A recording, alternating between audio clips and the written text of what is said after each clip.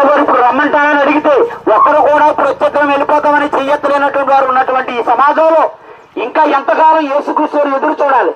అందరూ అంతటను మారుమనసు పొందాలని ప్రభు ఆలోచిస్తున్నాడు. కానీ అందరూ అంతటను మారుమనసు పొందాలంటే మారుమనసు పొందిన వాడు ఇల్లు కదిలితేనే కదా, సంఘాలు కదిలితేనే కదా అందరూ మారుతారు.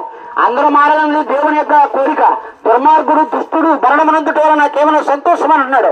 ఇంకా ఎంతమంది త్రాగుబోతులుగా ఉన్నారు, తిరుగుబోతులుగా ఉన్నారు, దొంగలుగాను లోగులుగాను వ్యభిచారులుగాను బ్రతుకుతున్న ఈ లోకంలో ఇంకా ఎంతో మంది మారవలసిన వారుగా, ఇంకా దేవుడు లేడని కొందరు, దేవుడు ఉన్నా ఎవరో తెలియక వ్యర్థమైన వాటిని అనుసరిస్తున్న వారు ఇంకెందరో ఉన్నప్పుడు మార్చవలసింది మన బాధ్యత అయినప్పుడు ఎంతమంది ఇల్లు కదులుతున్నారో ఆలోచన చేయండి. ఇప్పుడు మన వల్ల సంఘాలట్టుకున్న కథలను సేవకులు ఉన్నారు ఈ లోకంలో, ఆదివారం మాత్రమే చర్చలు నింపే విశ్వాసులు ఉన్నారు ఈ లోకంలో, సంఘాల కోసం కొట్లాడుకునే సంఘ పెద్దలు ఉన్నారు ఈ లోకంలో.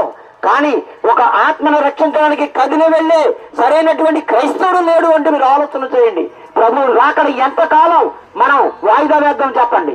ఎంతకాలం ఈ లోకంలో ఈ పాపాంధకరమైన జీవితంలో బతుకుదాం? యేసు యొక్క రాకడ రావాలి అంటే మనం క్రీస్తు సువార్తను ప్రకటించాలి. క్రీస్తు సువార్తను ప్రకటిస్తే అనేకులు బ్రతుకులు మారుతాయి, అనేకులు పశ్చాత్తాపడతారు. పాపం అంటే ఏంటో, మరణం అంటే ఏంటో, నరకం అంటే ఏంటో తెలుసుకుంటారు. గనక మారండి క్రైస్తవులారా, ప్రతి ఒక్కరు కదలండి, బ్రతుకును మార్చుకోండి, చేతబట్టండి జీవవాక్యమును. లోకంలో జ్యోతుల వల్ల వెలిగి నిద్రించుతున్న అనేకులకు వెలుగునివ్వాలి, వెలుగులో నడిపించాలి. యేసు త్వరగా వచ్చుతున్నాడు. అందరూ జాగ్రత్తగా ఉండి బ్రతుకును మార్చుకోండి. అందరికీ యేసుక్రీస్తు నామములో వందనాలు.